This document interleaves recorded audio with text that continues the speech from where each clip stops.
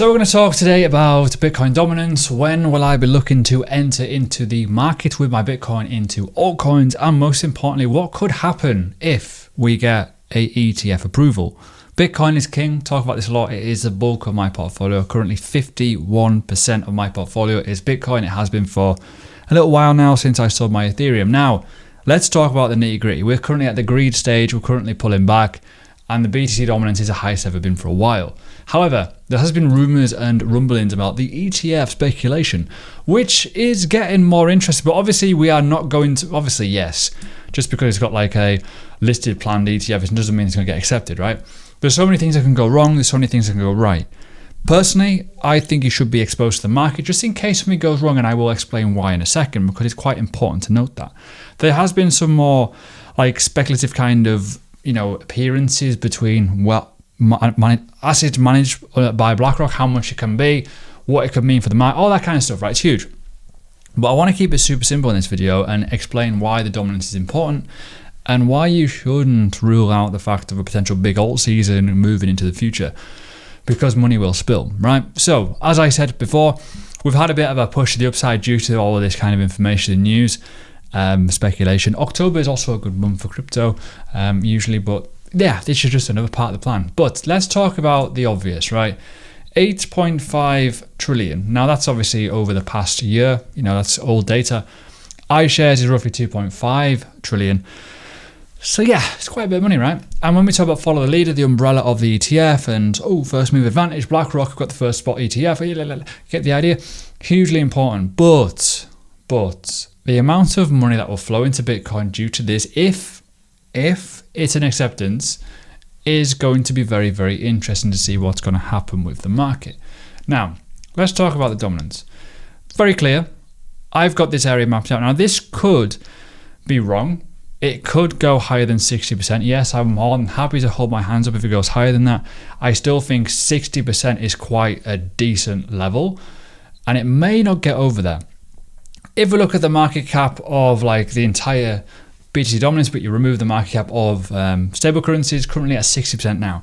When we look at the past, in terms of the past highs here, obviously this was 75, and when we go to BTC dominance, when it was at the peak, it was 73. So you can see how different altcoins and stable currencies have moved in time to give you a different bearing. Now, in my opinion, when we look at this as analysis as well, okay, utilizing this, you could probably argue that maybe 62 to 68 could be a very, very interesting area for you to plonk your altcoins in, right? Which would mean buying into said levels of the BTC pairs and going into them and going, wow, this could be cool. Now, you've got to remember and trust the process. This is the hardest bit to get your head around.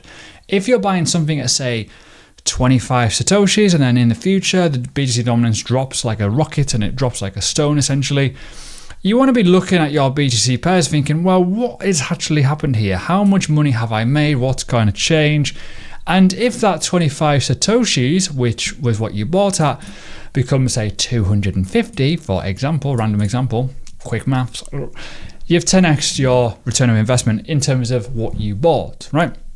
And when we talk about how it all works and why this is important and what's this, that, and the other, if you look at Solana as a great example here, it's straightforward. You've got Solana, but what you also have with the likes of this is you have different pairs of different things, and what they are governed in is, say, Satoshi value and USD value. The Satoshi value of this is currently giving you the market price, if that makes sense, because when you change it, this is changed now, it's annoying. CoinGecko does it, but basically what I'm saying is there's like a Satoshi value and an Ethereum value.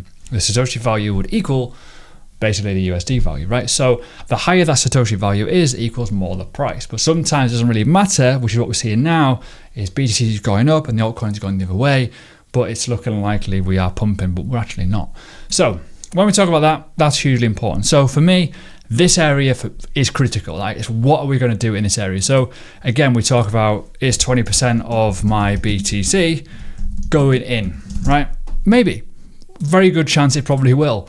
Because when you look at the Satoshi values and the Satoshi pairs of each thing, it's very, very low. To back this up as well, you got to look at the total 2 market capitalization in the BTC pair / BTC. We are melting. that level, 0.7, could be quite nice. Total 3, again, melting towards this level and potentially even lower. So it's getting to a point where maybe next year we might be getting to a point where we might be putting BTC into these altcoins and getting a nice little bang for your buck. Now, let's talk about the obvious. Is this going to happen? Well, there's a very good chance, and we talk about the ETF speculation and narrative and how much money. Said it before, $2.5 trillion is in the iShares at the minute. That's a lot of money. It's going to open the gates to a lot of things, right? A lot of money has to be put into Bitcoin to buy the product, i.e. the spot, for people to obviously utilize and use whenever that happens, if it happens, all that kind of stuff.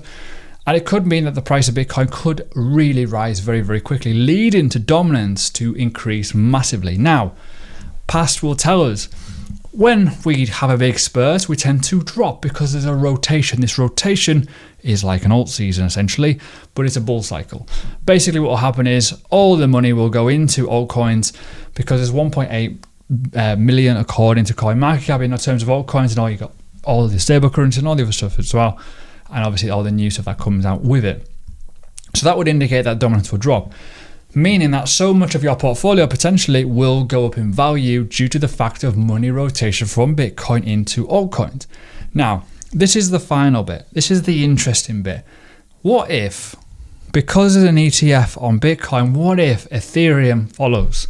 What if the Ethereum dominance will do something very, very interesting over the course of time and rises? Because a lot of people are then speculating, because it's an ETF on BTC, will money rotate into Ethereum and then into altcoins? Because everyone's going, well, they've approved a BTC ETF. The most logical explanation might be, well, it might be Ethereum. Maybe. That could well happen. You just don't know, right? So follow the money. And what I will say is this, final closing points. Have some Bitcoin. Put it that way. There's a lot of people that don't have Bitcoin, and as I said at the start of this video, roughly around 52% of my portfolio is Bitcoin. I'm going to put 20% of it in. That would allow me to buy the dip. And again, it's trusting the process, trusting the methodology. It works because it's worked in the past. Backtesting, all that kind of stuff, right? You buy when dominance is high. You sell when it's low, right? It's as simple as that. If you cannot grasp that concept, you shouldn't be invested in the market, because you need to understand that crypto moves very differently to other things, right? You need to understand that there's times where Bitcoin will punish you. There's times where altcoins will reward you, right? The reason why I put most of my profit, literally USD, into the market when I did was to make USD profits via the longer game with staking rewards, right? Because it was free money. I already took my money out the market. But my Bitcoin has remained there and chilled out and relaxed. I'm waiting for that perfect time to buy. If we go into places like this, or even up to like in here as well, and I can buy X amount of Polkadot, Rose, whatever it may be, at the lowest of the lows in terms of Satoshis, for me to make some nice reward on my Bitcoin, I'm going to do it. Very, very simply going to do it. So anyways, enjoy the speculation. What could happen next? Well, before I run away and we talk about these big drops, what if we do go up to say 60%?